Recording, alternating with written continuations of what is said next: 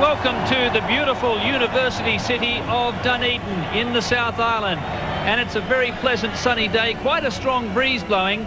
And there it is, the graveyard for touring sides. 25 test matches played here at Carisbrook, and New Zealand has lost only twice.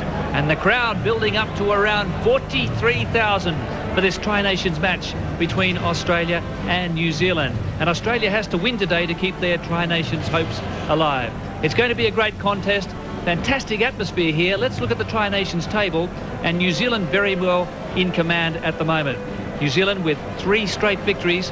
Australia, though, has to win today and then beat South Africa next week to keep their hopes alive in the Tri-Nation series. Well, joining me, as usual, a great veteran of 21 test matches against the All Blacks, Simon Poitevin. We've been written off. That has to be a good thing, doesn't it? Yeah, there's huge odds out there for the Australian side. And I think if our scrum holds up, the back 5 players, the locks and the back rowers, really have high defensive rates out there, and they might surprise the All Blacks. David Knox will throw this ball around today. Expect some really exciting play. Yes, well, a lot of new faces in the Wallaby side. There's Ben Tune, the excitement machine, who scored 2 tries at Suncorp against the South Africans. David Knox has a big task, and George Gregan. That combination of Gregan and Knox is essential. And here's the new man. Joe Roff needs to pick his game up today too, and Larkham. For now, Daniel Herbert, one of the reserves as well. But the man stepping into those big shoes of John Eales this afternoon, the Queenslander, David Wilson. Well, David Wilson, a big personal thrill for you today, but a big job for the team. Oh, it certainly is. You know, we've trained pretty well this, and, you know, we're confident. Carisbrook, does it hold any boogeymen for you? We haven't had a good record here in the past, but, you know, that's history, and, you know, we're here to change history today, that's for sure. Good luck. Thanks. Yes, well, now, Simon, the All Black team led by Sean Fitzpatrick, his 91st test, the world's most capped lock for his country, Ian Jones. What a great side this is, particularly up front. Very smart preparation this game too, a light preparation. They've had a very tough Tri-Nation series, and the key players rested during the week. Spencer, big question mark over his fitness. Yes, well, we caught up with Sean Fitzpatrick at New Zealand's final press conference, and he reflected on Australia's performance against South Africa. I think they would have learned a lot from that game in Melbourne. I think they showed that against the Springboks a week later. They played superbly. And it's just a matter of getting in there and doing the work on the day. I think they showed that. Finnegan had an outstanding game. And the tight 5 produced it to give their backs an opportunity, to give Knox the opportunity to play his game. And I'm sure they didn't say too much during that week. Yes, well, Fitzpatrick, very much a legend, the face of New Zealand rugby. The All Blacks at prohibitive odds again here. I can't recall the Wallabies being such outsiders for a test match against New Zealand. 19.5-point start. And a lot to do with that is the loss of our great lock and skipper, John Eales, who had a knee problem earlier in the week. Oh, it's very disappointing. I think particularly the fact that you know, we've lost to New Zealand twice this year, and I think this time, you know, we're better prepared than what we have been the last couple of times, and everyone's so keen to play, and just not being a part of the squad for the week or so, whatever it is going to be very disappointing. But you know, that's part and parcel of the game. You have to get used to that. But as you say, Simon, nothing like some adversity for the Wallaby forwards, who really want to do it this afternoon. They're hungry, and guys like Finnegan just really have no respect for the All Blacks out there. He just loves being here in Dunedin. John Eales, a big loss, our best player by far. Yes, well, Paddy Finnegan is over here as well today. Don't go away. The build-up continue from Carisbrook. We'll be back after the break. Well, as they say in this part of the world, there will be 15 Kiwis on the field and 3.5 million on the sideline.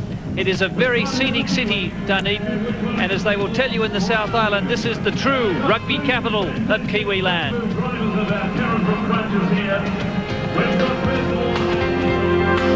It's often described as the Edinburgh of the South.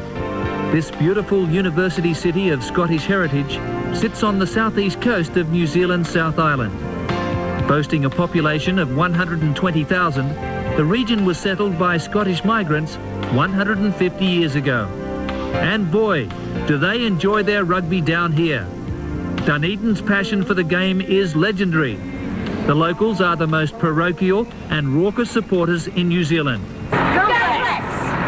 The students are already lubricating their throats for the intense barracking ahead. Yes, Wallaby fans will be scarce at Carisbrook this afternoon. Do you give the Aussies any chance? No, not really, but they might win the first 20 minutes. No chance at all, mate. Kiwis all the way, mate.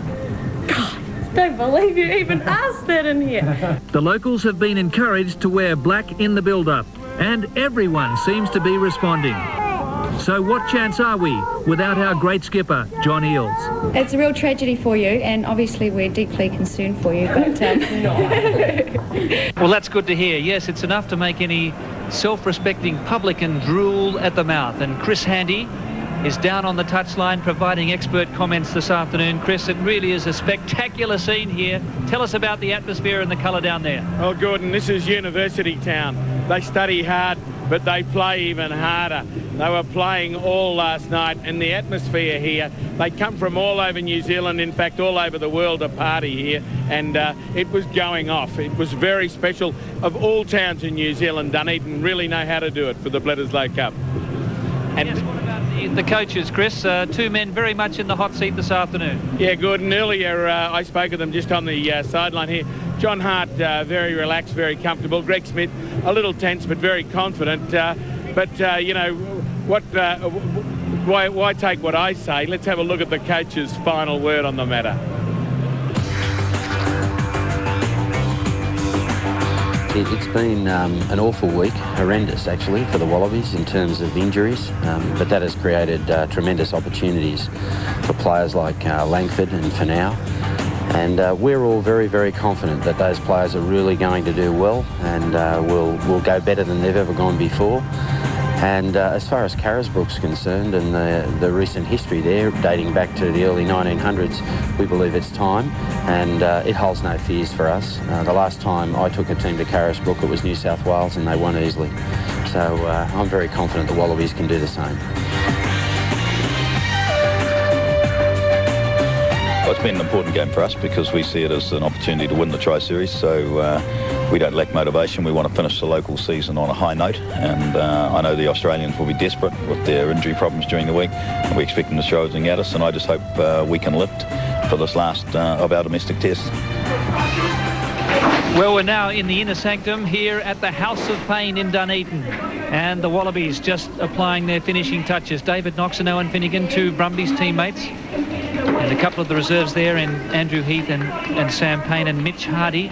All of those guys can get on the field, but the Wallabies have built up very well for this game, Simon, despite losing a day travelling. Yeah, I saw them late yesterday, and they're really feeling quietly confident. They know how tough the All Blacks are here in Dunedin, and they just give themselves a chance out there. Got to give yourself a chance. Into the dressing room, and we see Philly Finau there, a new cap, and Greg Smith. Well, he's had 4 losses against the All Blacks, but he'd dearly love to get this one this afternoon. And George Gregan and Jason Little has never won a test against the Kiwis here in New Zealand. Let's now see how the two sides line up head-to-head. Australia and New Zealand meet for the 100th test match. The two fullbacks will see Stephen Larkham line up against the brilliant Christian Cullen.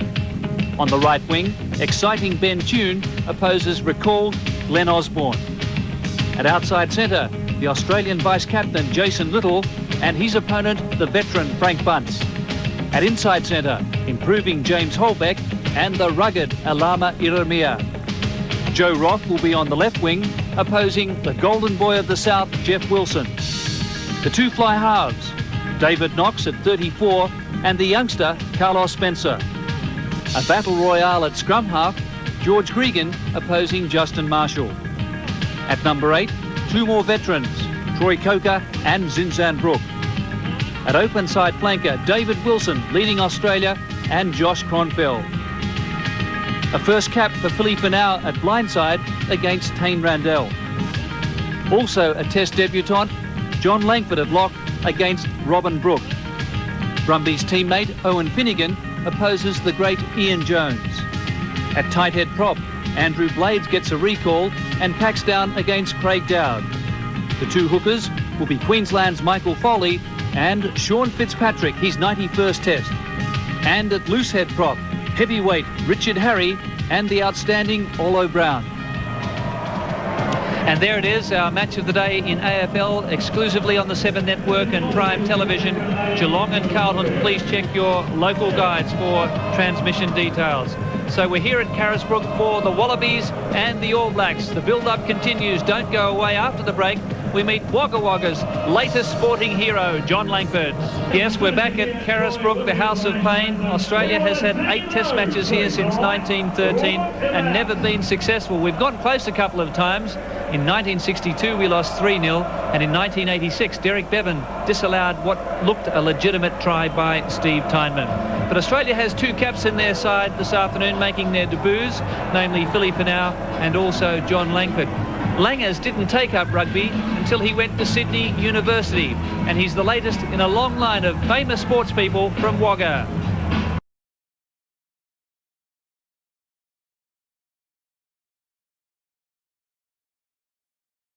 Long John Langford, the Bledisloe Cup in the very capable hands, Simon Poitevin, of Jonah Lomu, the mystery guest, and also a big moment for Daniel Herbert, one of the Australian squad.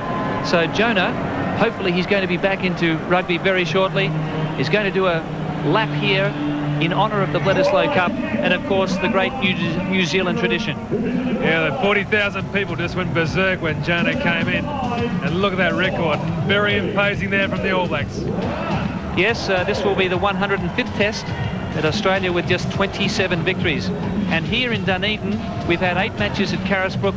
The first one in 1905 was Australia's first ever overseas international at Tahuna Park, and Australia unsuccessful in 9 games. But it's a daunting task here, especially, Simon, with all of those university students. Well, the Scarfies going berserk on the terraces, but I think the Australian side, they'll throw the ball around, they really have a go. And this is in 1993. Yes, well, Australia came here in 1993 as the world champions, but New Zealand had a very good preparation. Australia had played Tonga, and it wasn't the ideal build-up. This was the ambush of all ambushes. That's Big Inga, the winger, who's now back playing rugby unions. Frank Bunce gets across for the All Blacks. Yes, a kick there from Pat Howard, who made his debut in that game. And Tim Horan out injured at the moment, but 25-10 was the final score. And here inside the All Black dressing room, as these players warm up, 360 test caps in their forward pack alone. Well, very deceptive weather here today, and normally the sides warm up in the very cold conditions indoors here. Fantastic warm-up pit. There's Josh Kronfeld, and this is the Women's International, which was the main curtain raiser here in front of about 30,000 fans. History-making exercise. The Kiwis have been playing a lot longer than Australia. They ran out winners by 40-0, but a very courageous performance by the Australian women. So we'll continue with the build-up back after these messages. And the crowd, well, they are just so involved in this occasion. The last Bledisloe Cup test match here in 1993, the university population is 16,000, and it looks as though they're all here today. Greg Smith, 12 wins from his 17 test matches. Big Garrick Morgan, who's still recovering from injury, and they're here in all shapes and sizes and all different disguises too. Yeah, no luck at clowns at the crowd here today. It's going to be a very tough game for David Knox. They're really targeting him, Tane Randall, Kronfeld, but Knoxy, he'll take a lot more Knox than what people expect out there and stand up to it. Well, Chris, 3 of Otago's favourite sons, Josh Kronfeld, Jeff Wilson, of course. Those guys are legends down here. And also Tane Randall, the 3 boys from Otago. They really have a great opportunity here this afternoon. They do, and I think the back row key. Australia needs that ball out wide if there to be any chance of pulling the All Blacks on, and to cut it off is their main ambition, Kronfeld and Randall. So we're standing by for the arrival of the Australian side. It's a glorious day here in Dunedin. And David Wilson, a 30-year-old from Eastern Brisbane, who was dropped for the MCG clash, his 45th international for the Wallabies since 1992. And this, his first as the test skipper. John Langford, a big moment for him, second man out. It's a long walk down the corridor to the House of Pain. But the Wallabies are determined to show the world here this afternoon. Not too many Gold supporters in the crowd, 43,000 fans in. Could be the biggest crowd ever seen at this ground. Looks as though the Australians could be running into this very big win in this first half. The Wallaby backline unchanged, but 3 alterations in the forwards. Finau and Langford, first caps. Andrew Blades in at tight head prop. Just 8 survivors from the team that started at the MCG 3 weeks ago. And in test match hours, this is the most inexperienced Wallaby side in recent memory. 117 caps in the backs and 116 in the forwards, and David Wilson, the most experienced of those. Chris Handy, you're very close to the action. You saw the eyes of the Australians as they came out. Very focused, particularly the young guys who've got none of the baggage of some of their older and more experienced passengers on the field today. They're just wanting to have a go to show their wares, and good luck to them. Well, the Wallabies will be running into the breeze, it looks like, Simon, in the first half. And it was a strong breeze, but it seems to be tapering just a little. Well, this part of New Zealand, you never know, right on the edge of the world. It could pick up during the afternoon, and that would certainly help in the second half. David Wilson, an excellent choice as captain. He's been one of the better players for the Australian side over the last 5 or 6 years. And David Knox, well, he's got to work his magic this afternoon and do some defending. Yes, well, he raised a few eyebrows, didn't he, when at a press conference on Thursday he said he'd do a lap nude if Australia won. I think his tongue was in his cheek. Let's hope so. And now the All Blacks. There's Dr. John Mayhew. But Knoxie is Australia's good luck charm. He's played 9 test matches and he's never lost in the Wallaby test jumper.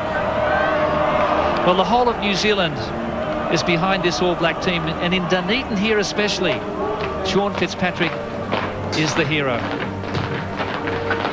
Fitzpatrick in his 91st test. There's Carlos Spencer, who was under an injury cloud with that hamstring twinge. The brilliant Christian Cullen, Ian Jones, Tane Randall, and you'll hear the roar as Fitzpatrick leads out the All Blacks onto Carisbrook. New Zealand's 26th test match here. They've lost only 2.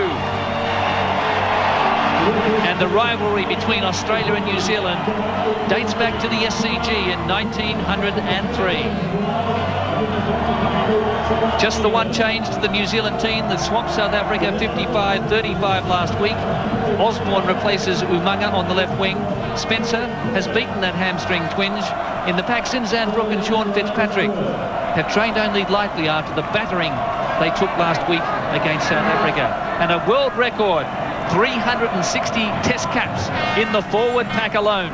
Frank Butts, 35 years of age, his 51st test match.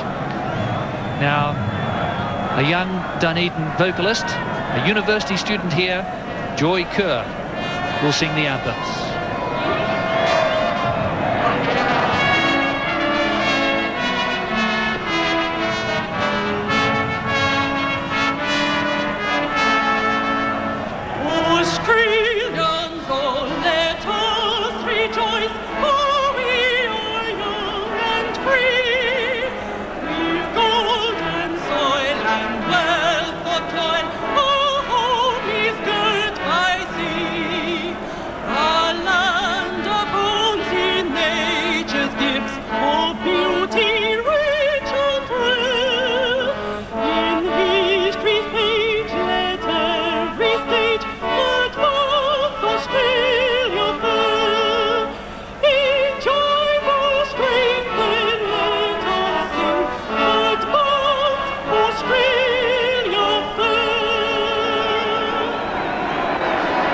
Troy Coker giving John Langford just a little wind up there as we await the New Zealand anthem.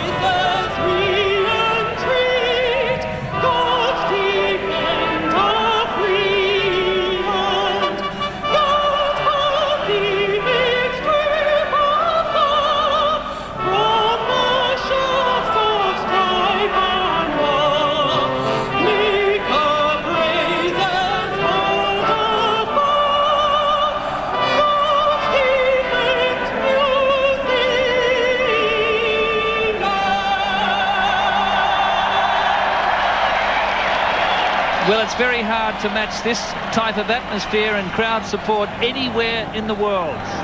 The stage is almost set as we look at the two reserve benches.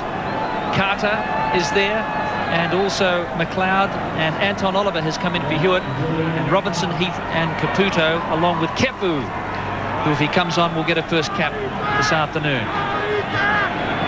Now Tane Randall is leading the haka, the local boy.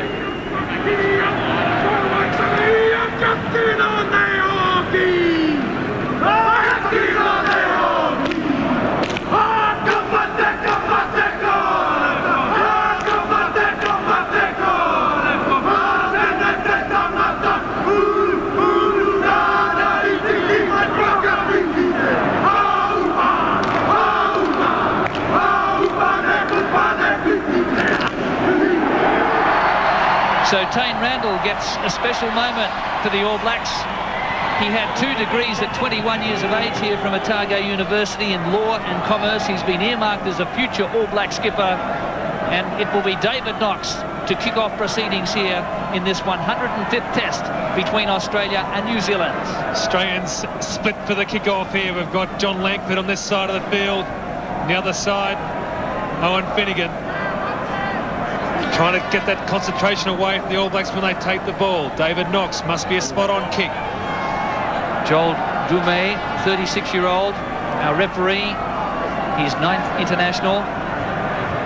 He expects to play plenty of advantage, and he also tips greater continuity in the passages of play than what he normally experiences in the Northern Hemisphere. So David Knox with a good kick out for now is there. He got the touch. And a little knock on there by the Australians. They didn't want that. New Zealand running with the breeze in the first half. Wait, Trouts and wait. Expect a big kick here from Carlos Spencer down in the corners, trying to force an Australian mistake. And the pack weights there, the Australians bigger. There's Tane Randall running straight at Australia in close. 5 from halfway. Coming up for New Zealand. Justin Marshall goes in. Craig Down standing off here. The Australians have done well because they've tied the ball up. You play the ball on the ground. But they have been penalised for that very reason. And this is a 3-point opportunity in the early stages for Carlos Spencer, but instead he's going to elect for touch. 15 metres out from the Wallaby goal line. Well, it was a sucker bet for the Wallabies. Pressure right on from the opening minutes, and now a little bit more. It's amazing just the tension that can be on now. They're 15 metres out. Ian Jones-Easley to Marshall. Sandbrook and Randall there, 10 metres out. Australia tying up the ball in these rucks. New Zealand won it quickly.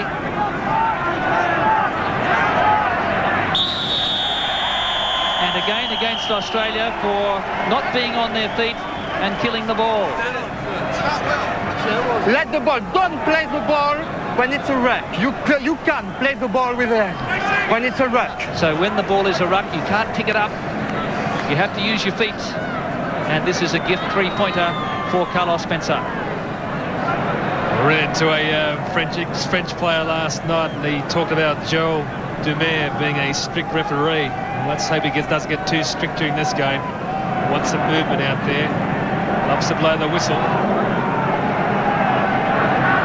Yes, he's from Côte d'Argent in France. He's been refereeing for 16 years. And he's married with 2 young children.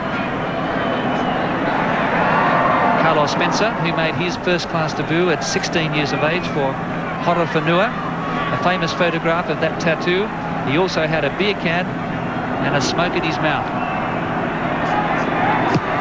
Spencer, point-blank range. All Blacks get first blood here at Carisbrook. We've had nearly 3 minutes. That's a little mistake off the first kick-off from the Australians, trying to get that ball back. Put their possession back with the All Blacks. This time, must try and regain this ball. So Stephen Larkham with the dropout. It barely goes the 10, but it's good enough. New Zealand very hungry. David Wilson down on the ball. Wallaby forwards have done well here. They drive up towards the quarter. Gregan now. Here's Knox. Here comes Joe Roff. Bounce important. And it evaded him. Only 10 metres out. Chris Handy. Good work by the Wallabies, just plugging away into the corner. The noise on this side of the field is unbelievable. But this is good focus by Knox, just progressing the team down the field. Yeah, clever stuff from Knoxy. He saw that All Black defence up, put across to Joe Roff. Needed that ball to bounce back into his arms. Not to be. John Langford wearing number 5. He got it. He's pinched the ball from Ian Jones. Australia now just 10 metres out. And consistency from the referee, this time for collapsing the maul. Number 3, Black. And it's against Olo Brown. So when the ball's up off the ground in a maul, you can't pull it down. Knox is going for touch. And the line out, 4 metres out. What a fantastic start for John Langford, winning a ball against the All Blacks in their own throw. Crucial stuff. Now it is up to the Australians to pull this ball in. Good chance to drive in close. So the New Zealanders will target the Australian blockers here and try and spoil the ball. Important line out for George Gregan. He's got to direct it. Does he want it off the top? And barging in the line out. Referee awarding the penalty 15 metres in. He's set the ground rules early with technical penalties. Barging in the line out, ruck infringement, maul infringement. David Knox then to have a shot at penalty goal to level the scores. So we're now with David Knox, who made his test debut against Fiji in 1985 and scored a record of 19 points. But John Langford must be delighted with that start. His mother Lynn, a pharmacist in Wagga, is here. So is his fiancée Nicole, his sister Vivian and brother Richard. They've all flown over. And you came over with them, Simon. Yeah, I saw him yesterday. His nickname as a youngster was Clem Pecker, for his very much farm ways out there, as Greg Smith looks on. Never really get a chance to get into that mind. Doesn't show much expression at all. Well, Greg is very focused, and I think that's reflected in the faces of the Wallabies too. Knox kicked well from this side of the field in practice yesterday afternoon.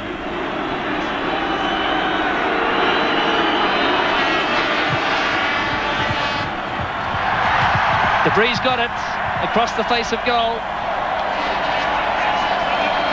And so New Zealand by 3-0. Carlos Spencer looking for a quick one.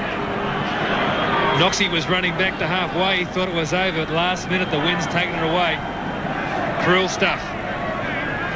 So Spencer now going deep. George Gregan there on his side of halfway.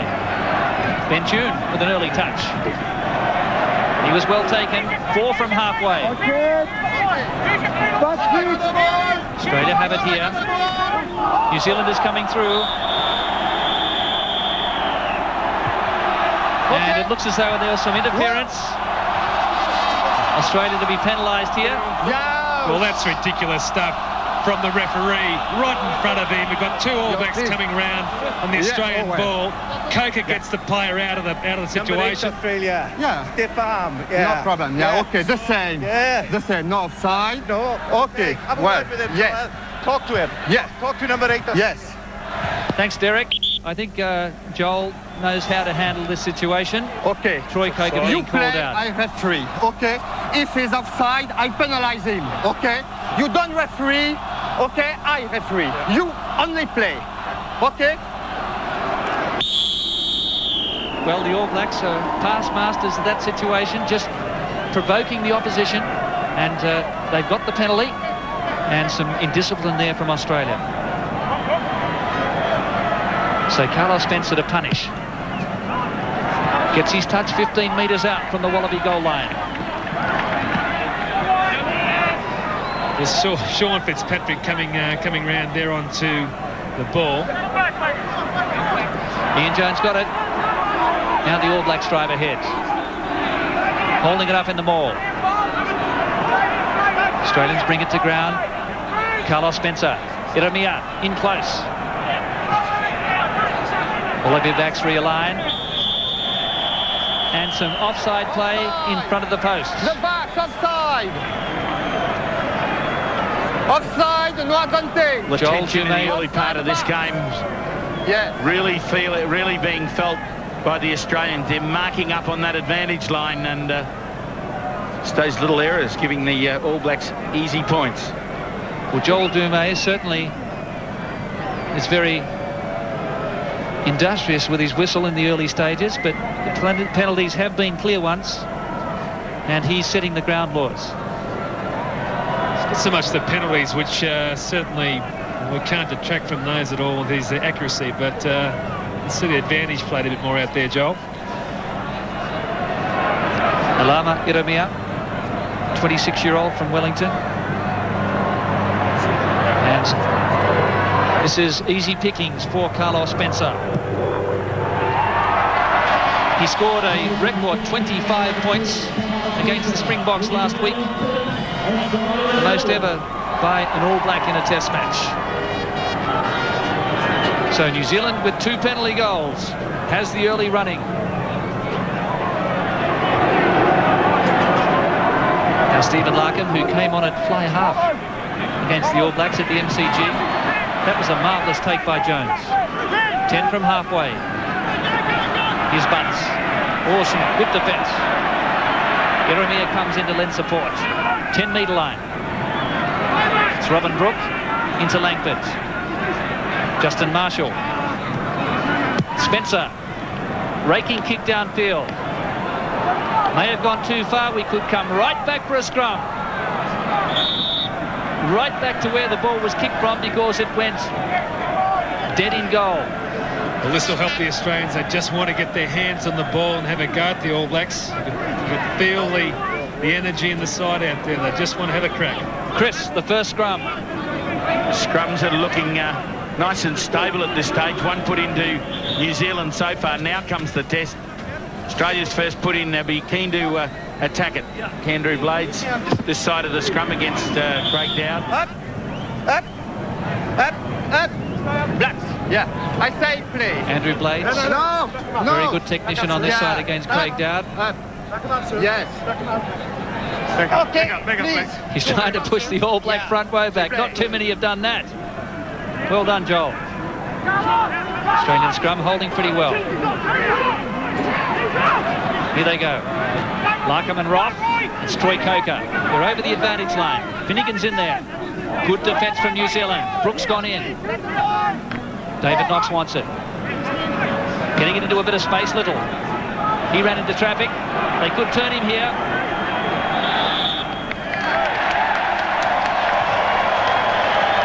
Pressure defence from New Zealand. Josh Gronfeld. Wait. Well, the ball was sitting there ready to come out. Needed 2 seconds. Centre of the halfway line. Suzanne Brook and Marshall. Wilson. Got away from Roff. Australia may have pilfered here. They have. Gregan. Knox. Chance out wide. Ben Tune in trouble. New Zealand arrive very quickly. Australia drive ahead. They should get the scrum feed, if not the ball. Yeah. Ben Tune did really well there. 2 All Black defenders on top of him. Stood his ground. Drove forward with strength. It's a wreck.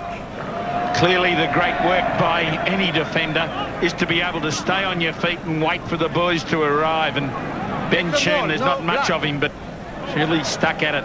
It's a maul. It's a maul. No. Andrew Blades needs to be nice and tight. It was a good first scrum. He got good position on Craig Dowd. Got away. Yes. The referee's changed his mind. Initially he said it was a ruck, which would have been an Australian scrum feed. Now he said it was a maul. The ball was up off the ground, so that means a New Zealand feed. Got away. 37 metres out. Got away. W support. W.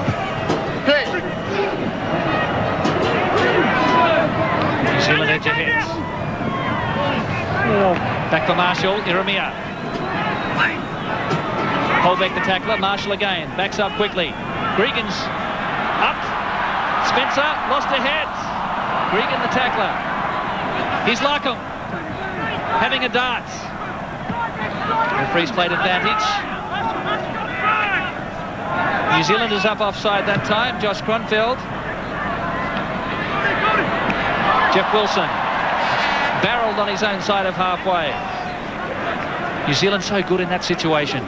7 from halfway. Irumia. Quick counter. Kronfeld lost it. Good defence from Australia. They're forcing errors. Good attitude from the Australians out there, ready to counter-attack, use any loose ball. Don't play to the referees' perceptions. Any other player in the world, yet this ball would have gone past him. Wilson, very skillful footballer. Okay. So New Zealand just wheeling the scrum. Up, please. Up. Up. Up. I say play. No before. No before. Up. So Andrew Blade staying down. He has to come up and then crouch. Referee's treading on very unsafe ground here. Play is not a word that starts it. And if he says, I say play, and then you play, it's going to be very difficult to translate. Here's Troy Coker into his opposite number, Sinsan Brook. Good ball for the backs here. Knox. Holbeck and Knox. Lovely loop. Roff. Well read by New Zealand.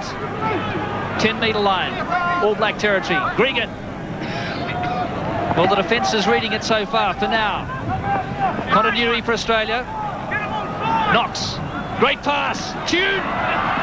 Wilson. This is Holbeck. And a little knock on. Jimmy Holbeck's fired up. Had a big stare at the Harker. Great work by the Australians wide. Did well and got the support. There got driven across in the tackle by Bunce. And decide to argue the toss a little bit. I don't know why. So Robin Brook now. His 40th Test match. John Langford to Gregan. Knox out wide in the middle of the field. Spots a gap. Back to Finau. He did well. Gregan again through his legs. That's Andrew Blades. Robin Brook the tackler. Knox draws the defence. Beautiful pass inside. That's Jason Little. Knox again. Gregan works his magic. Here's Cullen. Australia just giving the ball away that time. A great kick by Christian Cullen. Here's Larkham. And what a bounce. Such a promising build-up. And such a heartbreaker there from Cullen. Super skills from Christian Cullen. Took that ball coming through. Gregan just grubs it through. Cullen, composure, balance, gets past Holbeck. And perfectly placed down the sideline here as Larkham can't get back to stop it.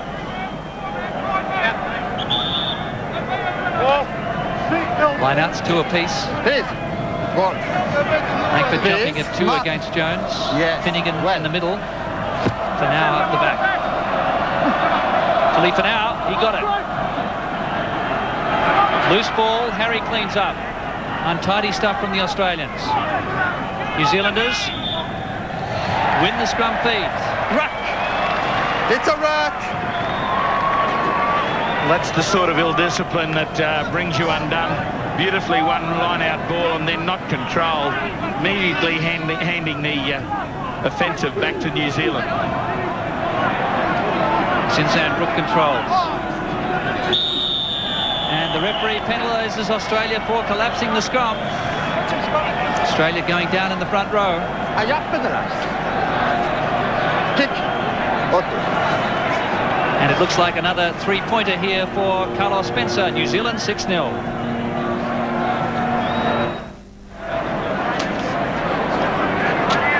So Andrew Blades just reflecting on that last scrum.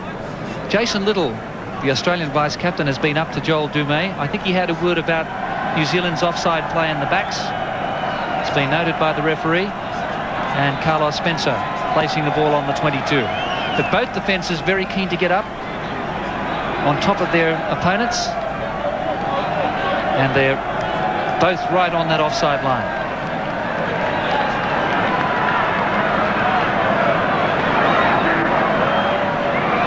Big moment for Daniel Herbert doing the lap of honour with the Bledisloe Cup alongside Jonah Lomu.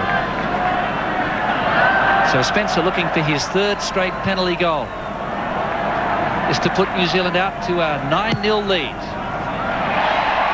He's judged the breeze superbly.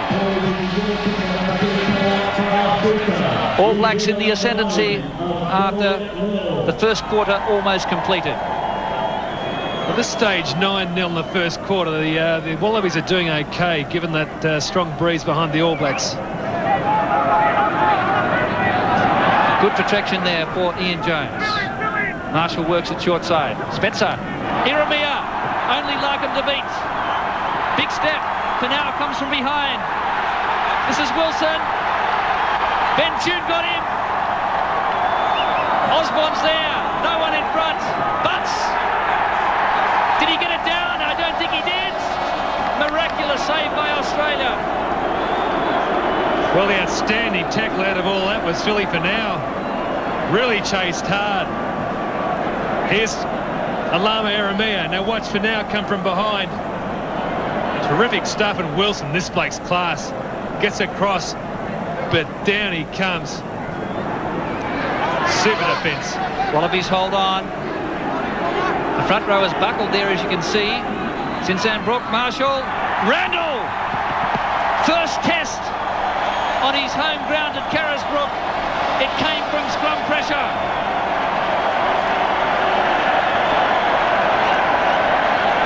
All comes down to that crumbling scrum. Took our back row out of it. David Knox goes wide. Tane Randall, local boy, local hero, goes in. Inexperience is what it's about. David Wilson on this side, called into the blind. Through the gap, Randall. What a moment for Tane Randall, the Otago University student, in front of the brethren here.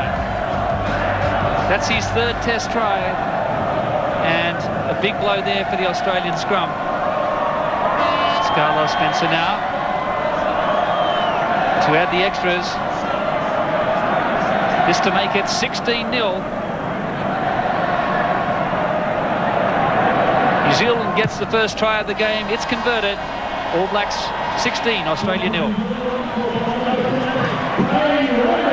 By Steve Larkham. Ian Jones picks up the crumbs. So Australia just making some elementary errors, and New Zealand with their expertise doing so well. Fullback Cullen got away from the tackle of Ben Tune. He's still going. He's beaten 6 or 7. The Wallabies seal it off. And another penalty. Number 2. Against Michael Foley. Well, that's an act of desperation from Michael Foley. He does tend to give away a few penalties, and that time Christian Cullen weaving his way through the defence. Eventually the ball goes to the ground and it popped back outside. Watch Cullen go. Steps past Blades. Steps past Foley. Finnegan also brings him down. Foley comes back over the top here. Now watch this ball. It's a bit hard.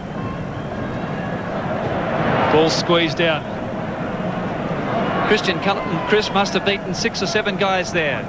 Very dangerous centre field, Gordon, particularly coming back into the heavy traffic into the tight forwards. But Michael Foley occasionally can, at close quarters, get caught out, and this will cost dearly. I noticed, Chris, when that scrum collapsed and the try was scored, Sean Fitzpatrick gave the Australian front row a mouthful. Yeah, no doubt about that. There's no love lost between these two front rows, and any psychological advantage that Sean Fitzpatrick can continue to crank up over Foley and crew, then he'll do it.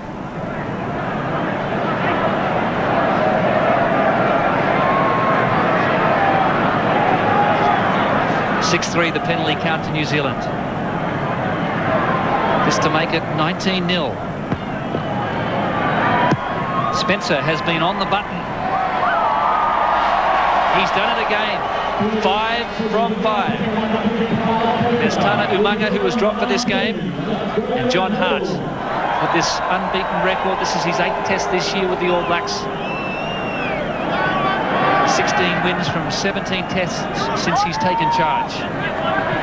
Wallabies had to get into the game. Good tackle by Roff. But New Zealand smuggles it back again.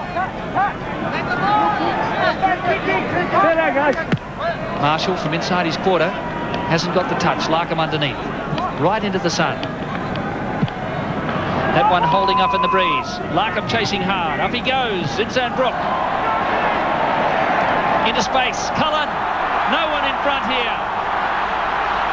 Christian Cullen. Gregan there. What a run by Cullen. What a try. Unbelievable try. His 18th in his 18th Test match. Christian Cullen has set this stadium alight. An absolute magician, this guy. Samson had no hair, and that's when he was at his best. This guy in general play, running at full stride, is mesmerising. There are players that have got him in their sights. Little, Tune, Gregan. Finnegan comes across late. It's just no good. From deep in his own territory, he takes them on, and he only knows one way, and that is forward. He runs, he weaves, very similar to the try David Campese scored in '84. The beautiful, clean runner of the ball. Even George Gregan, one of the better defenders in world rugby, bamboozled by Christian Cullen. Can he attack? Well, the Wallabies facing a humiliation here. If this trend continues, the score will mount to 26-0 if Carlos Spencer is successful. Spencer, with 4 penalty goals, has punished the Wallaby indiscretions. And what about the vision of Zinzanbrook to spread that ball out to the fullback with a 35-metre pass?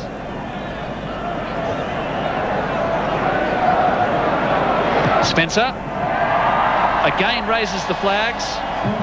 So he has already 16 points, 6 out of 6. And New Zealand almost out of sight after 25 minutes. The last kick-off, excellent All Black work. Ian Jones, that was Robin Brooke. Olo Brown goes in for Marshall. So much confidence now in this New Zealand team. Iramia with a raking left foot kick. It was Larkham's kick that was taken by Zinzanbrook. They've got it. Oh, bad pass, another horrible mistake, another try. Kronfeld lost it with the line open and no Wallaby within 15 metres. Horrible mistake at the back between Larkham and Tune. Josh Kronfeld saves the Australian side further embarrassment. Muck up there. Ben Tune caught by, guess who, Frank Bunce. And Kronfeld, home ground. He's Tune. He beat 2 tackles. For now arrives. Wallabies try to pick up and drive. David Knox. Great work here. It's Larkham. Making ground. Up towards halfway. Wallabies clean out. Knox out wide. Death kick will there. Roff just got in. And looks like some offside play against New Zealand. Mercifully so. They were ready to break out again. Joel Dumé played an extravagantly long advantage there. It's a shame he hasn't played a little bit more early in the game, but it's just starting to open up. Just a bit more flow from both sides. So Stephen Larkham now looking for this broadcast touchline. 26-0. No touch. Marshall told to kick it downfield. He's going to run himself. Great pass away to Bunce. Langford the tackler. This is down. Over halfway. So strong. Now they go again. Look at this support play from New Zealand. Brilliant passing and handling skills. They're wanting to stretch it wide again. 4 on 3. Randall and Brooke in concert. Kronfeld. Another mistake. They're getting in each other's way. Well, this Tate Randall developing into a beautiful number 6 outside runner.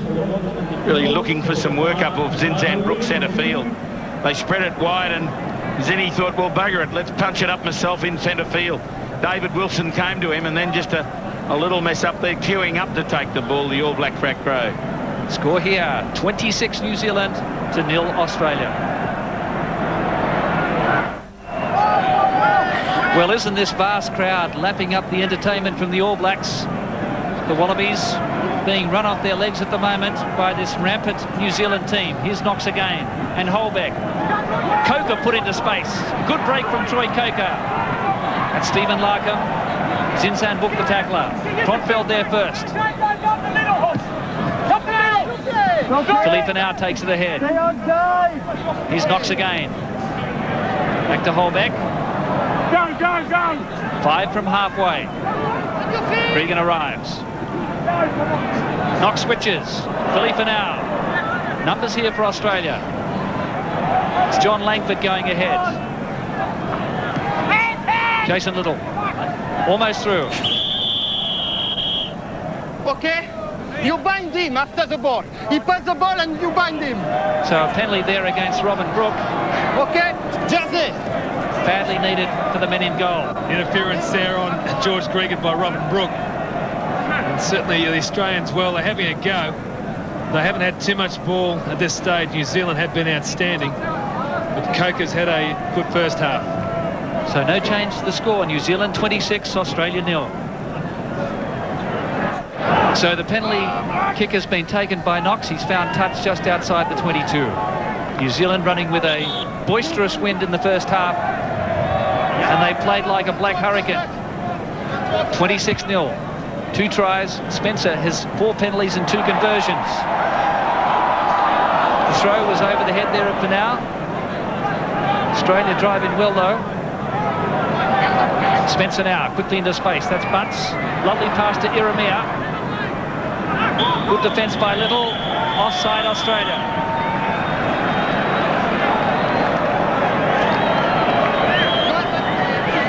Referee played the advantage. Offside, yeah. Australia sneaking up. That's a line out there where the throw in, Finau's timing getting up to the ball was not spot on. Went across the back to Zinzan Brook. Sort of mistake the Australians are making a consistent basis, given the All Blacks possession. Well, the disruption of John Eales and his great... that certainly is proving an Achilles heel for the Wallabies so far. All Blacks opt for a 3-man line out here. Got runners out wide. Ian Jones again. Spencer. Bunts out wide. 30 metres out from the Wallaby goal line. Craig Dowd goes in with Brook. Coming back for Marshall. Here's Josh Kronfeld. Looking for a bit of space. Straight ahead over the quarter. New Zealand looking to work it right. Spencer with quick hands. A bad pass to Cullen. Here's Wilson and Roff. Australia just can't seem to pilfer this ball on the ground. Maybe they have this time. 1, 2 on the side Brian of the Campbell, touch judge on the far side from England. And he's assisted by Derek Bevan. The unusual penalty there from Dumé. I thought that Sean Fitzpatrick was trying to protect the ball there for the All Blacks standing his ground. Yeah, they joined it on the side. Joining the ruck on the side was the official ruling. You'll see as the ball goes to ground, they come driving in from across. We missed it just as it rolled back. Australia need composure. They're moving the ball about, but they're not going anywhere. They need their back row to be able to take it forward and to keep control of the ball. Well taken by Troy Coker. David Knox again, working it wide. Ben Tune charges ahead. He threw the ball away, though. Trying to offload. So New Zealand's defence is stacked out wide, waiting for the Aussies on the expanses. Australia's going to have to try and suck them in up the centre. This is Osborne. A lot of missed first-time tackles from the Australians this afternoon. Working away on that short side. Craig Dowd. New Zealand swinging wide again. Butts almost intercepted. Kronfeld threw a shocker. And again, offside ruled against David Knox this time. Well, Knox, he should know better than that. The mouth, the referee. Off the All Blacks go. Here they go now through Marshall. That's Olo Brown inside the quarter. Marshall again, straight through. Pull back to beat. Great tackle by Larkham. That's Fitzpatrick. He's over the goal line. Can they hold him up?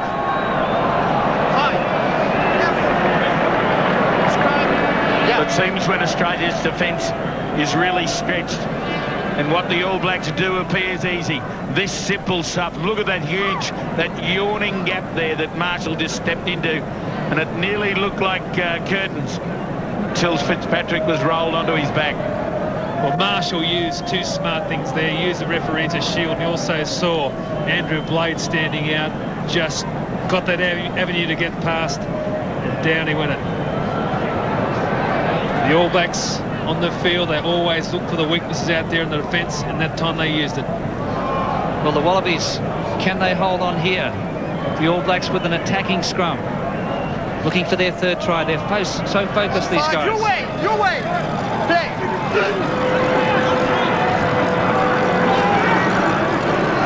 Australia scrum holds well. Marshall, now with a bit of space, he's there. He got away from George Gregan, and Justin Marshall gets the third one for New Zealand, his 10th try in internationals.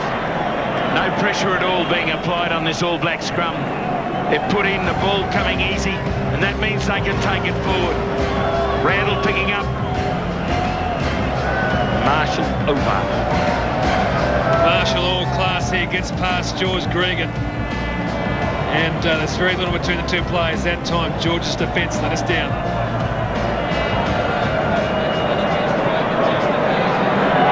So this New Zealand side, so good in every facet of the game. The set pieces, in the broken play, and they're playing with such confidence now they could put on any number of points if they keep up the intensity. Be too much fun standing behind these posts for the Australian side. Plenty of abuse coming from the crowd out there, and just looking at this awesome task coming into the second half and trying to get some respectability back.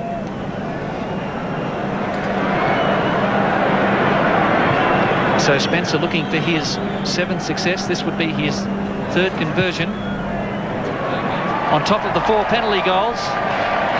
So Spencer has a personal tally of 18 points, 3 tries to 0. New Zealand by 33 points to 0. Larkham with the restarts.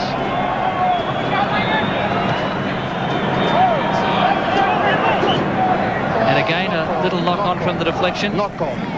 That area has really let Australia down. Knock on. Nothing much going right in these restarts. How they missed John Eales. Those sure, safe hands in the middle. Controlled at the back by Zinzanbrook. Marshall chips into space. This is Larkham. Nowhere to go. Clever kick there by Marshall as he varies the options. Well, you're right, Gordon. Nowhere to go. That wind blowing into his face. Had to run it into touch. It can't because the ball. Okay.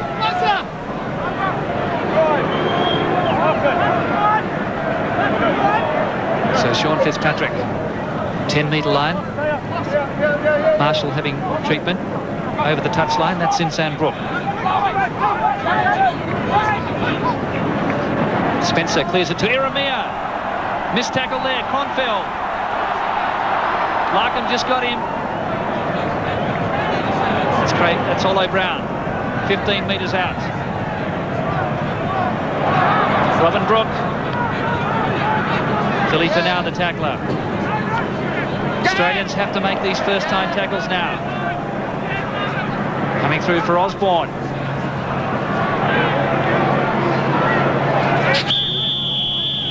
Another penalty against Australia. So there was some handling on the ground and some offside play, and Spencer in a bit of trouble there.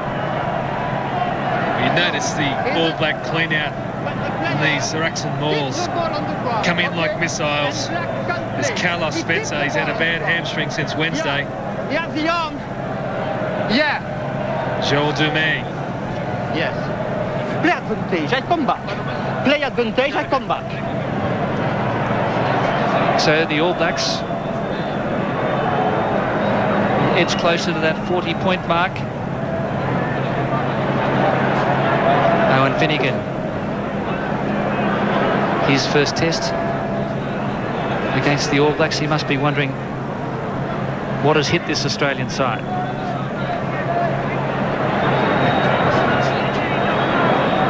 Jonah Lomu enjoying the afternoon sunshine here at the House of Pain. For all Australian supporters out there, better on the sidelines too than on the field. Starting to look as though he can come back into the game, Jonah Lomu. Jeff Wilson, not too many opportunities today, but Tane Randall, plenty.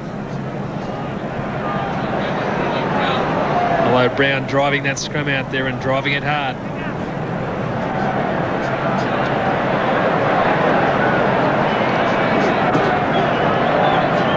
Agonising first half here to make it 36-0. But New Zealand scoring through Randall, Cullen and Marshall. Spencer 3 conversions and 5 penalties. He has 8 from 8. 36-0 at the break. We'll be back shortly. The spectacular try of Christian Cullen, a la David Campese. And that one really broke Australians' hearts in the 24th minute. The second of 3 tries by New Zealand in that period. 36-0. The score at half-time here at the House of Pain. And Simon, I think Australian supporters are looking for a little hole to crawl into, but what does Greg Smith say to the side at half-time? Well, he's just got to pick up their skills out there. Look at the possession out there, and it's not much difference between the two sides, but the All Blacks in the scrum have us under pressure, and they're getting very good line-out ball out there. The rucks and mauls and winning 23-17, but the Australians just aren't using the ball well. The turnovers are pretty much the same. Chris, what's it look like from your vantage point down on the touchline? Down here it looks like simple errors, Gordon.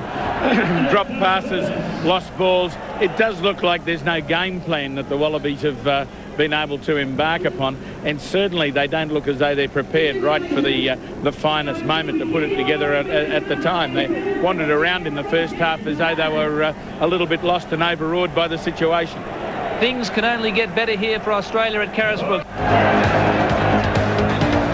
And that is the scene here. A lovely sunny afternoon, but the news is all black for Australian supporters. The Wallabies have been devoured in that first 40 minutes to the tune of 36-0. The worst ever scoreboard against the Wallabies in a half of football. Felipe now must be wondering what Test football's all about. His first cap, but it's up to the Wallaby forwards in this second half to get some momentum. Simon Poitevin. Yeah, they need some possession momentum. Possession running 62% to the All Blacks in the first half, and territory 66%. It's not as though the players aren't trying out there, but the All Blacks' skills and speed and vision has just been awesome.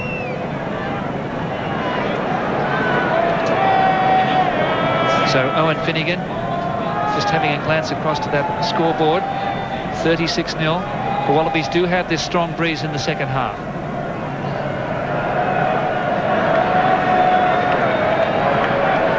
Wallabies have just had no continuity of possession when they've had it. The All Black defence has been like a blowtorch. Here we go then. 40 minutes to go for Australia to salvage something in this Test match. Australia set it up now for Gregan and Knox. And he rifles that one across field down towards the touchline. And the line out about 35 metres out. Well, you'd say it's probably a 15-point breeze here at Carisbrook, but Australia trails by 36. David Knox, he can get that ball into touch, but the All Blacks will pull it down, drive it out. They've got an excellent line out. And so it's a real dilemma for David Knox to use the win, but to hand the ball back to the All Blacks. Sinzan pitched by Langford. Here's Owen Finnegan. Setting up now for Foley. This is a much more positive start to the second half for the Australians. Knox on the loop here. Hold back, straight through. The try's on. Little. Roff. And it's awarded.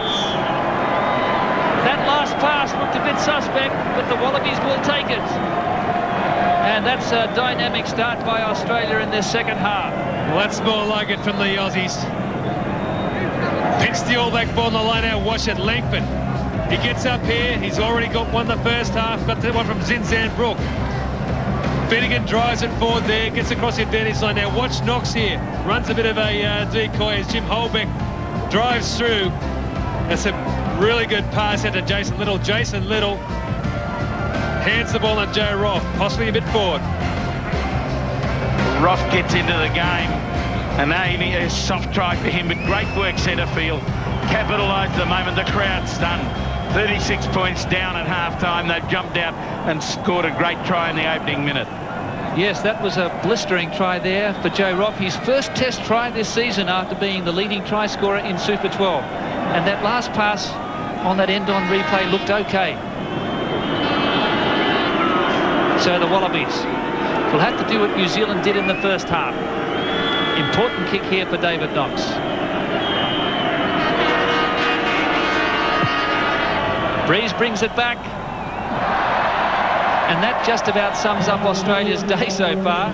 That one hitting the upright and bouncing back. Jimmy Holbeck's skipping past Carlos Spencer.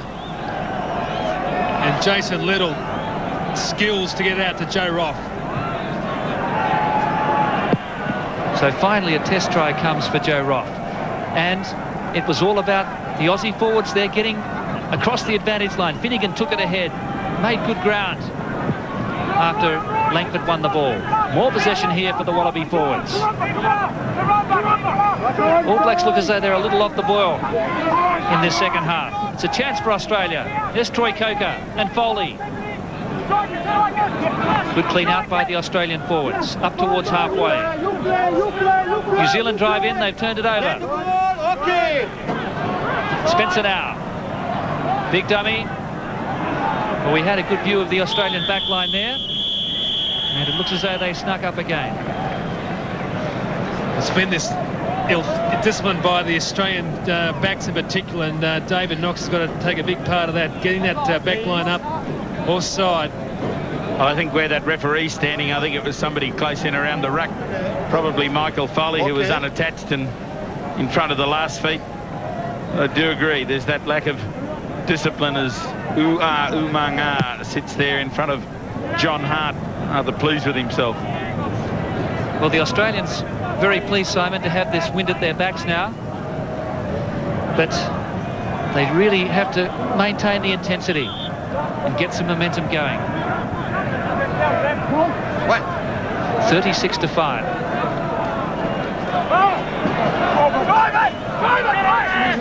New Zealand control.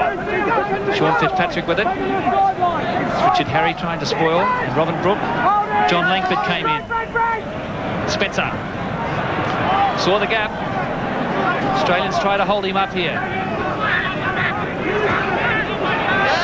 New Zealand hungry for it.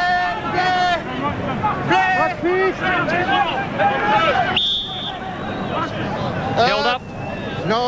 Held up off the ground. Australia's done very well there. It's a more. Very well. We'll talk about the house of pain. There was plenty of pain being taken by the Australians on the bottom of that maul. All Black feet coming everywhere. They can thank Owen Finnegan for that one. Nice steady scrum would be the order of the day. Knox keen to clear that ball downfield. Wait, get away. No, get away. Play. So a good hit by New Zealand. And the penalty to Australia. George Gregan holds the ball up here. Australians keen to use this wind. David Knox using his experience. He pinched another 7 metres on that penalty kick. And we're down to the quarter. Look at that wind. That's the difference. So the Wallabies getting some confidence from that start, which saw the Joe Roff try. Here's Knox. Nice flick inside to Finnegan. He did well. 18 metres out from the goal line. Knox again with a switch. Stephen Larkham back into the heat of the forwards. Larkham! Another one for Australia. Well, that was pathetic New Zealand defence. And the Australians, in the space of 6 minutes, have scored 2 tries, and that's as many as they've scored in the last 17 years in a game against New Zealand. Determination here from Stephen Larkham, and some very poor defence as he comes straight through the middle. Frank Bunce outpaced, Christian Cullen outpaced, and it was originally the Brook brothers who let him through. You said it, Gordon. Pathetic defence. The boys in black have just eased off the accelerator. Larkham just shoots through the gap. Beautiful try, and there the crowd, there's just absolute silence here. They don't know what's going on. Well, I think New Zealand have put up the shutters at half-time, Chris.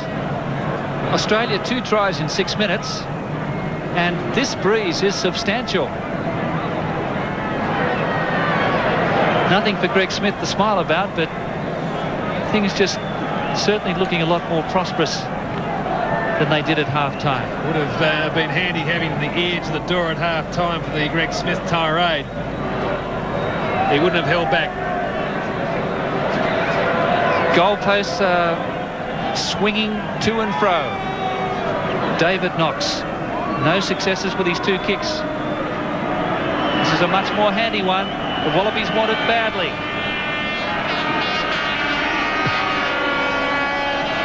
He got it, 36-12 to New Zealand.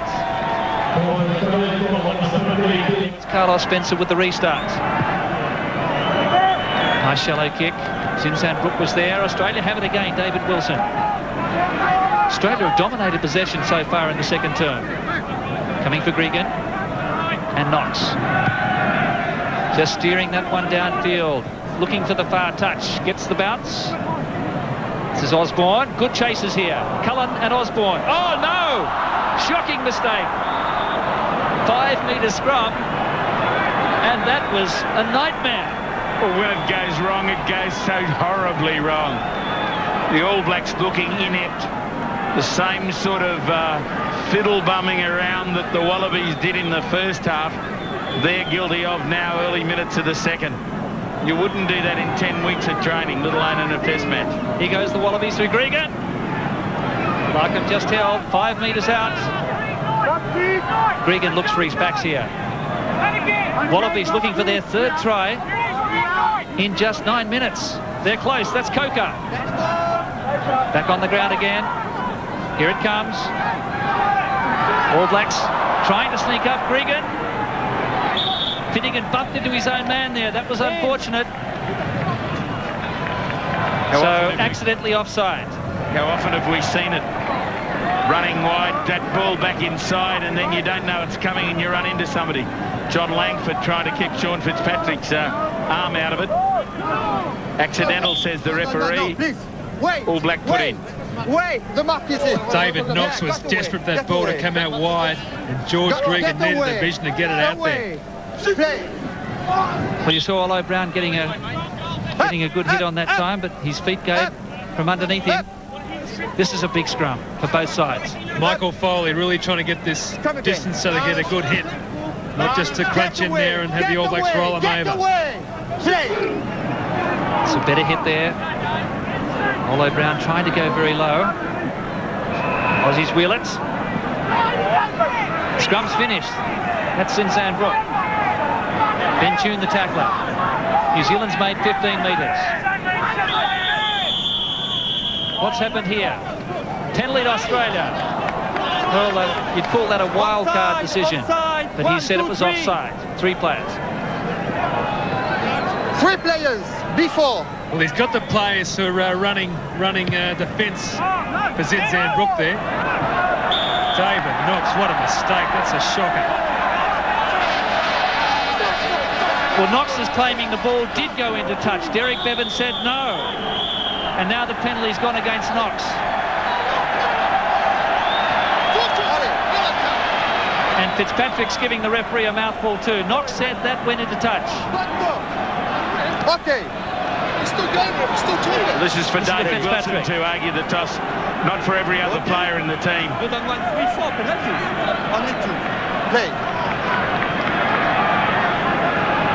So there's a lot of animosity out there. And Derek Bevan, 5 metres from halfway. Knox is absolutely disgusted at that decision. And I don't think he's blind, Simon. Okay. It'd be great to get a replay of it going out. It's Roff and Brook at the front. Australia driving well here. Randall goes in. Brook now.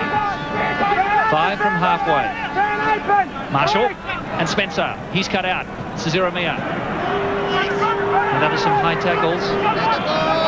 Still on New Zealand side of halfway. That is ridiculous play there from Richard Harry, conceding the penalty. Too early. Now Australia doesn't go back 10.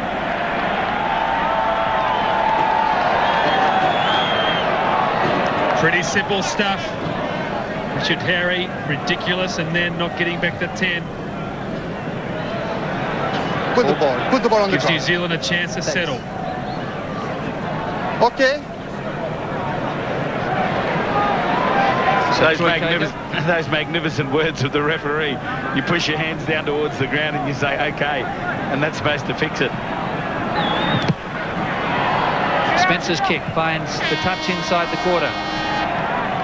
Australians haven't had too much defending in the second half, as the All Blacks again opt for this 3-man line out with the runners out wide. You've got to just mark off on these players like Randall and Brook. Ian Jones got it. Here's the big drive from Fitzpatrick. Beautifully set up there for Josh Kronfeld. The goal line is 10 metres ahead. The Wallabies are all onside here. Brook, oh, big hits. That was Owen Finnegan. Great tackle. Craig Dowd. Harry comes in.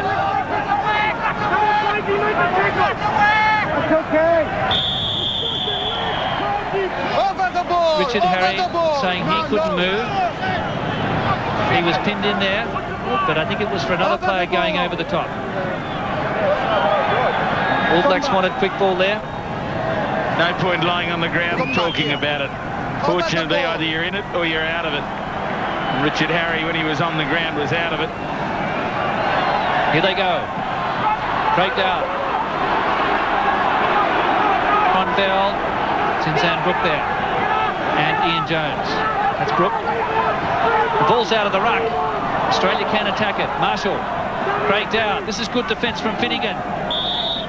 Yes.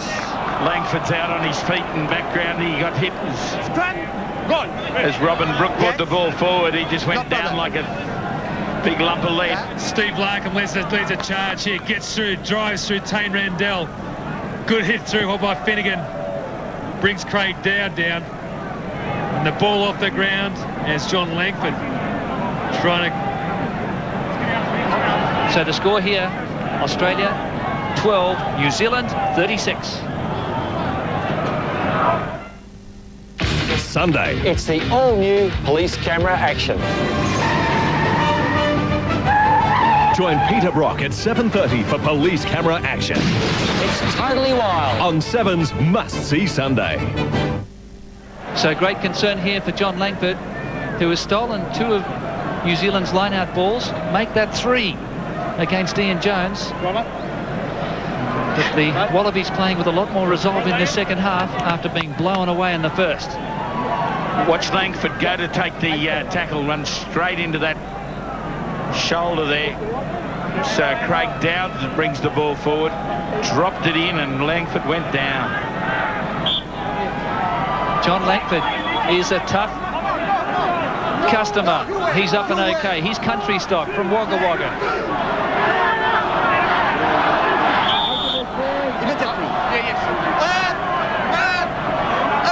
So a lot of pressure coming on from New Zealand here, Chris. Get away! Follow Brown packing very low. He's got that. He's binding up on the shirt. Get away! Before they go down, the referee's asking for it to go down. It's a better pack. Scott's gone down. Free kick. Australia playing quickly. Knox. That one's off the side of his boots. He really wanted further distance down the field, but they're out of the danger zone. It's certainly not the kick Knox he wants. Now it's now up to Owen Finnegan or John Langford to try and steal this ball back as the All Blacks again go into that 3-man lineup. Langford goes high. Jones got it. This is Brook. Finnegan didn't quite get him. Troy Coker did. Good run there by Randall. Going in close. Josh Gronfeld to Dowd. Australia pinch it. Here they go. Jason Little. 10 from halfway. Knox now. Good ball to Foley. It's Andrew Blades arriving. Jason Little spots a gap. It closes. Still 9 metres from the halfway line. Gregan. He was interfered with. Offside New Zealand. Referee was playing the advantage. Robin Brook living on the fringes there, picked up by Joel Dumé. Now the kick into the corner by David Knox. That's a big kick by Knox. And he's taken play to within 25 metres of the goal line. Robin Brook fringing number 5 here, comes in on Gregan. He was never bound.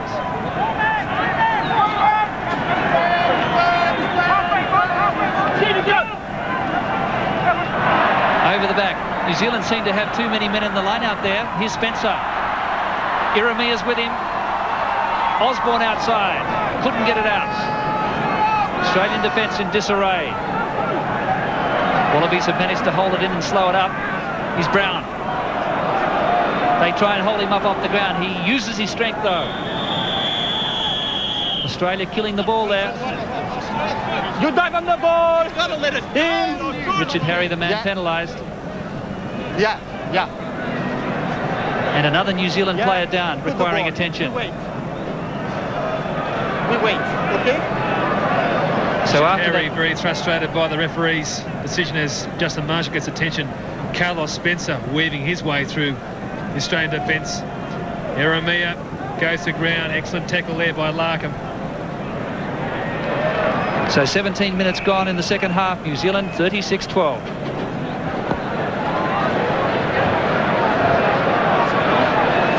Junior Tonu'u, the Auckland scrum half of Western Samoan descent. Very keen to get out there, but Marshall's up and seemingly okay. So the score is 30-12. So no joy for Junior Tonu'u, the scrum half, on the bench. But Carlos Spencer with a chance now to kick his 6th penalty goal. This is his 9th shot at the post. He hasn't missed one yet.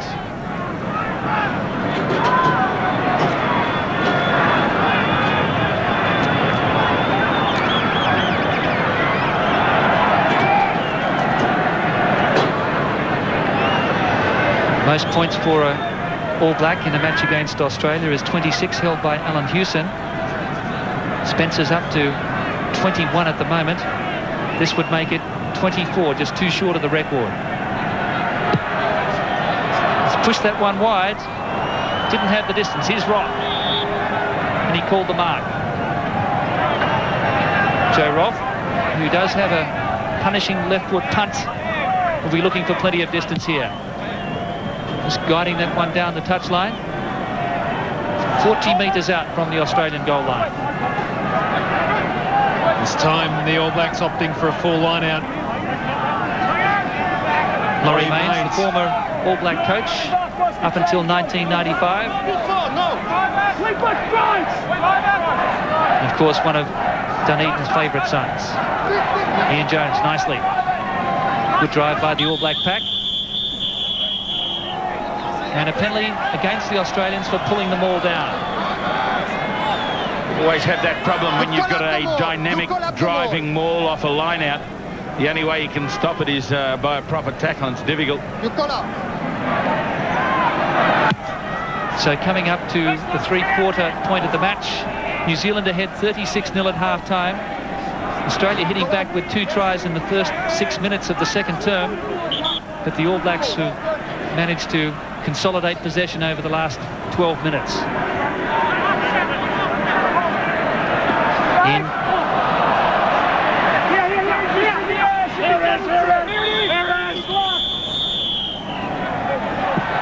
And another penalty for taking the man out in the air there, I think. Ian Jones went up and he was interfered with in the air. Penalty 15 metres in. That tells the game, the possession and territory out there. The All Blacks absolutely dominant. Wallabies need some ball. They're going to work a tap. The Scarfies on the terraces love it. The young university students. Here's Spencer. Back to Brown. Good tackle by Coker. Here's Zinzanbrook. Andrew Blades there with Richard Harry. Brooks smuggles it to ground. 18 metres out from the goal line. Holding onto the ball there against Brook. Yeah. You keep. Let the ball immediately. Let the ball immediately. He was isolated there by the two Australian props. So Larkham taking play over the halfway line. New Zealand hasn't added to its half-time score of 36. Margin is 24 points at the moment. Not enough pace in this game for the Australians. They've got to be able to generate some more ball and then support. Everyone's got to be involved. There's no time left. Knocked ahead there by Jones. Scrum, goal. With the halfback. No. Too many Australian referees out there at the moment. It's 3 or 4 having a go at the referee. Calling for offside. It's been a great lack of discipline all game. Too many players out there willing to referee the game themselves.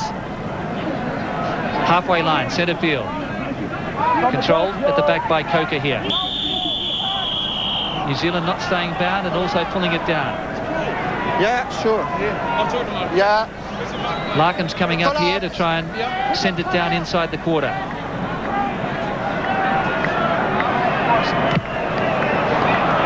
Oh, that's a terrible kick by Larkham. For the second time in the game, he hasn't found touch. He's kicked the ball dead. Third time it's happened for the Wallabies, and a scrum just short of halfway. But you wait the ball, please. Fundamental mistakes. You wouldn't expect those from schoolboys. No! You wait. No. You wait. Wait. Play.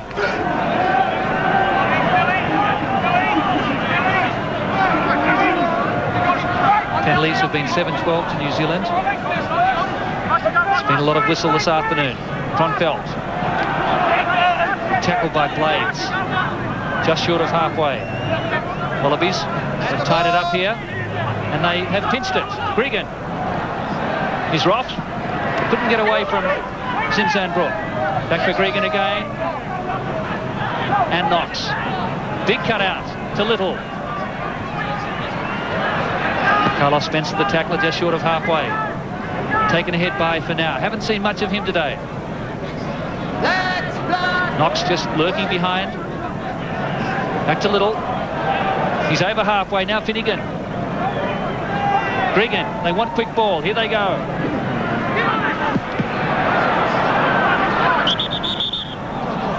Offside there. Knock on. First, second. Well, it appears as though the options out wide aren't available, and they keep punching back on the inside, only because it seems like the only place to go, but producing nothing for the Wallabies. Can't get any continuity of possession.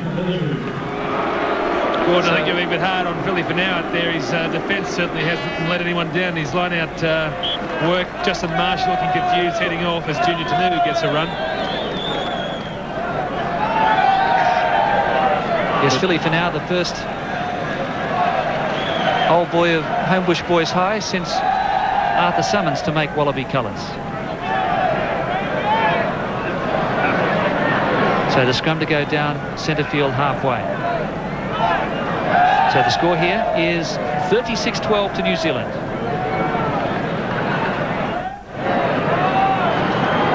So John Langford looks as though he's going to struggle to continue. He may be leaving the field here. So Troy Coker will move into the second row. Langford departs in his first test.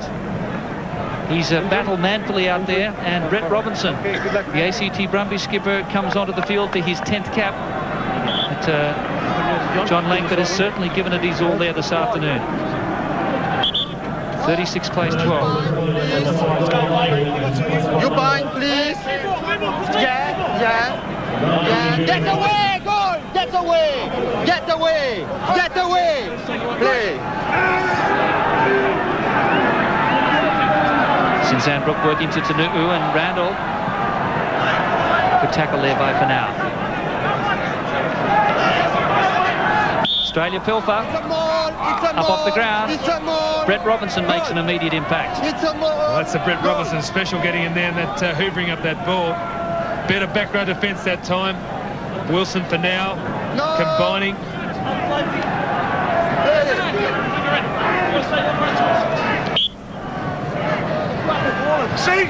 C2!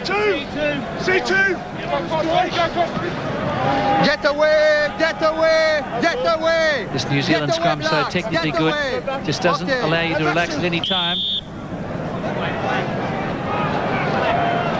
The referee trying to be the sole monitor of when they pack. It's a very difficult situation to stifle the timing of two front rows coming together. It's okay to say get away or get away or wait or wait or wait, but there's a whole heap of weight from behind pushing you into it. Well, that's the first time he's got it right. He told them to crouch first. Here's for now. Back to Gregan. New Zealand pinching it on the ground there in the ruck. Over the ball! Over the ball! That's 30 penalties up from Monsieur Dumé. Over the ball! Diving over the ball. Knox gets a nice touch finder. So we have about 15 to go. It's vintage Northern Hemisphere refereeing, isn't it? If there's a penalty out there to be called, he'll call it. Glad we travelled all the way to Dunedin to see the referee give a display of the law book. Talifa now. Back to Harry. No, that was a pretty ordinary pass. New Zealand come away. Australia dispossession, but they again turn him over. Owen Finnegan. Him over, number 1. Diving over the top against Richard Harry. Number 1 over. Richard Harry's certainly not having a memorable test match out here. He's given away about 5 penalties in the second half. And there's the count, 18-12 to New Zealand.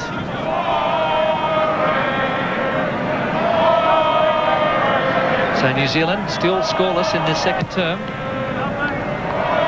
Spencer's kick a good one up towards halfway.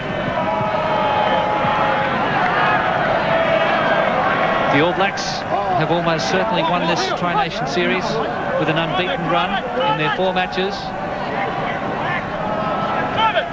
It's Robin Brooke. Halfway line.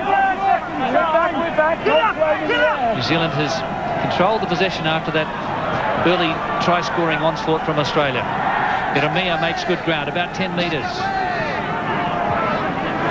Australia have pilfered again. Knox into scrum half. This is Foley out at fly half. He did well. Gregan now and Knox. Good hands overlap here. This is Coker and Tune. He follows. And he's quick. This is Larkham. Good soccer skills. Larkham!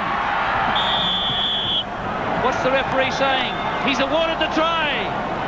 The try has gone to Stephen Larkham. And Australia gets their 3rd try against the All Blacks in a Bledisloe Cup game for the first time since 1980. Good pass from Coker. The call came for the chip across the top. And watch the skills of Larkham here, off the knee. Glides in here, watch it closely. And momentum takes him across. Well, as New Zealand waits, Australia score once more. Never before have they scored more than 13 points in a test match here at the House of Pain, and this one may take away a little bit of the pain that they're feeling. So Larkham gets his 2nd try of the game and his 3rd in his last 2 test matches, and thrilling skills there from the young fullback.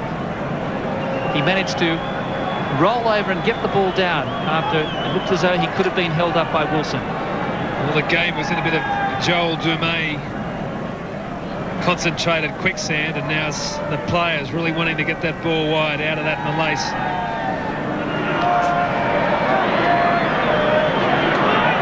.36 plays 17. Australia would trail by 17 points if Knox can slot this one from near touch. You'll need the wind to pull this one back from the left. Knox has kicked the one conversion. Make it 2. That's a fine effort by David Knox. So the Wallabies still have some hope. It's an outside hope, certainly, but they trail by 17 points, and we have 10 minutes to go. Mitch Hardy on the field for Joe Roff.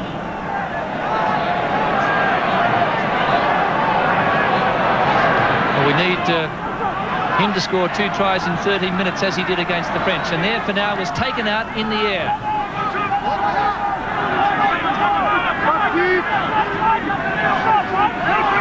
Australia now. Number 3, Blacks. Trying to drive straight ahead. They do. Straight through the middle of the All Black pack. Look at the overlap here. This is Big Finnegan.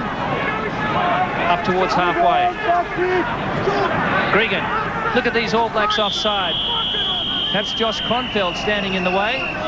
Well, Josh Kronfeld had made quite a big tackle a little time back as John Howard looks on, and copped a fair rucking from the Australians. We'll have to excuse him that time. David Knox. Another big kick. Well, another 7 points would be interesting. Joe Roff with looks like a knee problem. Still 9 minutes remaining in the game. Australia has won the second half 19-0 after losing the first 36-0. Struggled a little in the line-outs in the first half, but getting much of their own ball. There's Finnegan. Exceptional jump from him. For now, really come into his own in the second half. Back feet, lads. Back feet. Gregan wants it. Wallabies keep it up off the ground. Gregan again now. David Knox. Not a lot on here. Back to Gregan and Finnegan. Finnegan doing a splendid job in this Wallaby pack. Jason Little. Ball retention needed. Zinzanbrook, a late hit there on David Knox has left him laid out on the ground. Again there is Troy Kokar. Offside New Zealand. Knox still out cold. Touch judge in from this side. Zinzanbrook will have a problem here.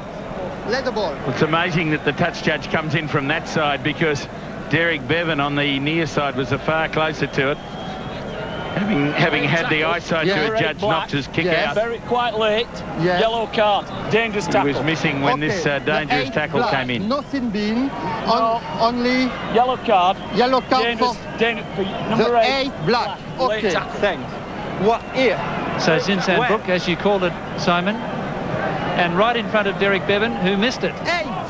Who was struck to silence. Well, Knoxie reckons he's missed a couple of things today. So Zinzanbrook, this champion, number 8. Okay. Caution. It's been ruled a dangerous tackle. Zinzanbrook in his 54th test. That's his first yellow card in Super 12 War Tri-Nations. You see the elbow raised. Knox gets rid of the ball and he gets taken out plenty late. And it's not even a tackle, it's a shoulder charge. So that's a very dangerous tackle. Here's Gregan then. Back to Kokar. 5 metres out from the goal line. Gregan wants it. Here comes Finau.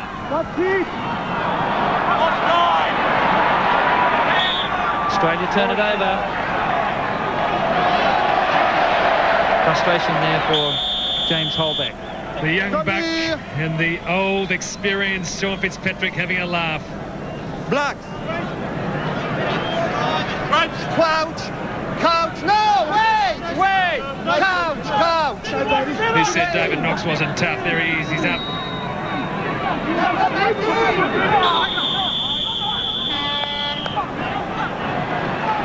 So Brett Robinson may have been penalised there. Referee calling 19. Number 19, Brett Robinson, for breaking early, but the ball had spewed out of the scrum. Referee said he broke too early. I think the referee wants to make sure he gives everyone on both sides a penalty during the game. Well, he's up to 34 penalties now. And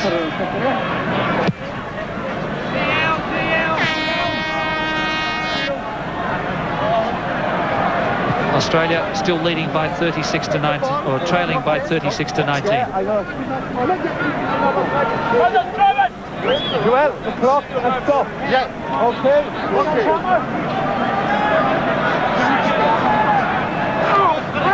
Finnegan almost got it. That's Robin Brook. Knock on. Knock on by New Zealand. Scrum goal. No. Play. It's been a tough afternoon for the Wallaby scrum. Straight. They've done manfully. They weren't highly considered coming into the game. Really have contested everything. The referee has made it very difficult to get on with the scrums and held them up interminably. Get away. Play. Khalifa now standing out of the scrum. Here he comes. Here's Gregan. That's Brett Robinson over the quarter. Cleverly back through his legs. Didn't retire 10. Gregan plays on quickly. Knox. This is Holbeck. Just caught from behind. Gregan again. Back to Harry. He wasn't expecting it. Little reverse flick again to Finnegan. Finau cleans out. Knox now. It's on. Pass was knocked down by New Zealand. Playing advantage. Deliberate knockdown and also a late tackle against Frank Bunce. About 4 minutes to go. Another All Black down on the ground having attention. The agonising decision-making the Wallabies have got to face. They must go for the try. It's 3 tries apiece. That's the amazing statistic. But look at Carlos Spencer with 5 penalty goals and 3 conversions. The score here is 36-19. Australia drive ahead from the penalty. Here's Gregan, 3 metres out. Knox now. Back to Gregan. Big cutout. New Zealand offside. Well, Joel Dumé sounds like one of those gendarmes on the Champs-Élysées. He really leans on that whistle, doesn't he? He, no doubt, gets full value out of the P in it. Well, if he was a traffic cop, I think he would have been run over before now. No bite before. Here's Michael Foley. Same move again. Finnegan has it with Coker.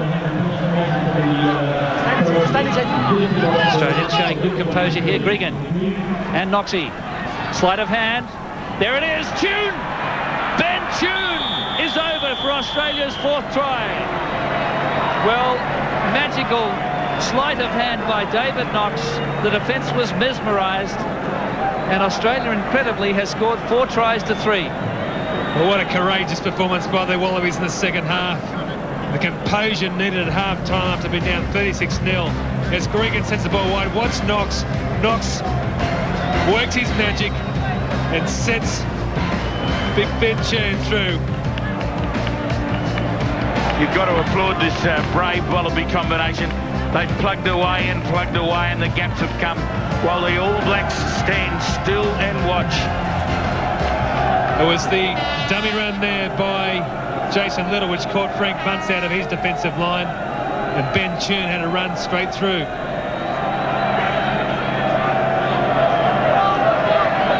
So this great New Zealand side has won the Tri Nations. They will go through unbeaten. But courageous Wallabies in the second half have scored 24 points to 0, including 4 tries. There's only 30 seconds remaining. David Knox for the chance to make it 36-26. Just outside the upright, 12 points the margin. Little pat on the back there from Jeff Wilson. But certainly the men in gold can take a lot of heart from their second half performance.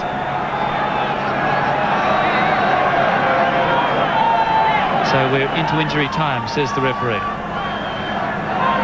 Carlos Spencer. Khalifa now just cleaned out of the way there. Troy Coker, what a great charge. Offloaded to David Wilson. Robinson's there. Gregan now. David Knox. Lovely pass inside to Finnegan. Number 6. Well, you see the combinations they have in the Brumbies that time. Philippe now caught out with the ball invariably going back to a rampaging number 5. Number 4 and Owen Finnegan. Picked up by Brook. The Australians will be very keen to keep their goal line intact in the second half. On the side, 19. Mark Bullellen on the field. Here they go. Robin Brook. Terrific tackle by Holbeck. That's Iromia. Didn't retire the 10 metres. New Zealand looking for their 4th try now. Mark Allen. 15 metres out from the goal line. Tonu'u clears it. This is Iromia again. A wall of Wallaby jerseys drive him back. Over the ball. Over. Well, they've said over the ball, but he was driven down in the tackle. Junior Tonu'u. Mark Allen. You can't play. Didn't tap it with his foot. The referee blows it up finally. I think we've heard enough of his whistle to last us a lifetime. But the All Blacks have won the Tri-Nations here. They've won the Bledisloe Cup. Incredibly, Australia has scored 4 tries to 3. But the goal kicking of Carlos Spencer in that first half with 5 penalties and 3 conversions put the Wallabies away. Final score, New Zealand 36, Australia 24. Simon Poitevin. Well, I say at this point, it's not the Australians or New Zealanders or South Africans who appoint these referees for these games. It's the IRB, and they've got to have a big think about what's going on here, because this was a great game, I think, spoiled by an overindulgent referee. There's Tane Randall, who scored the first try on his home patch here at Carisbrook. So some of you will be leaving us now for AFL coverage, but for the remainder, we'll be back to wrap up after the break. Down 36-0 at half-time. The Wallabies hit back in the first minute of the second term with this try by Joe Roff, and then put on another one 5 minutes later to Stephen Larkham. But the big crowd here going home happy because this great New Zealand side has downed the Wallabies by 36-24, but the men in gold scored 24-0, including 4 tries in the second half. Let's now hear from the Australian skipper, who's with Chris Handy. Well, David Wilson, one of the old adages, a game of 2 halves. This one more so than most. Yeah, certainly it was a great second half by Australia. Unfortunately, we gave them too much lead at half-time, too many mistakes early. Ill discipline cost us. I don't know what the try count at the end was, but I think we may have even ended up in front. But it was a good half for us in the second half. What did you say at half-time, or what did Greg Smith say at half-time to turn it around so savagely? Well, we just had to control the ball. We didn't have any ball in the first half. Every time we kicked off, we didn't get it back. Too many cheap penalties, and we just said, let's have a go. Let's hold on to the ball and control it and run at them, make them make some tackles. They missed John Eales in the line out a little bit. Yeah, unfortunately, we lost a few on our own throw, which you just can't do against these guys, and that was quite costly. But, you know, full credit to the new guys that came in, Langers and Philly and Bladesy, all first-timers against the All Blacks. They played well. And New Zealand held to no points in the second half. Yeah, well, that was encouraging. It's just, we do it every time. You know, we let them get too far in front, and it's always playing catch-up rugby, which is difficult against these guys. Thanks. No worries. Yes, and a victory kiss there for the Bledisloe Cup from Sean Fitzpatrick. And in his 91st Test match, twin trophies, the Tri-Nations and the Bledisloe Cup, Simon. But we'll talk about the game first and also the match stats. But I think you've got to be very proud of that Australian effort in the second half. Yeah, they were just really out of the first half. They made mistakes, they made turnovers, they lacked in defence. The second half, they were there, they were really positive. David Knox had a huge amount of ball to work with the second half. Carlos Spencer had about 4 balls to work with, I think. The 41 penalties out there is just a disgrace, and something's got to be done about that. OK, so don't forget then, we'll have our coverage of the final Tri-Nations games from Loftus Versfeld. That's next week. Check your local guides. Tri-Nations, Australia and South Africa. A tough call for the Wallabies, travelling over to South Africa this week. And of course our AFL match, it's Geelong and Carlton. Geelong and Carlton on the 7 Network and also Prime. So congratulations to New Zealand.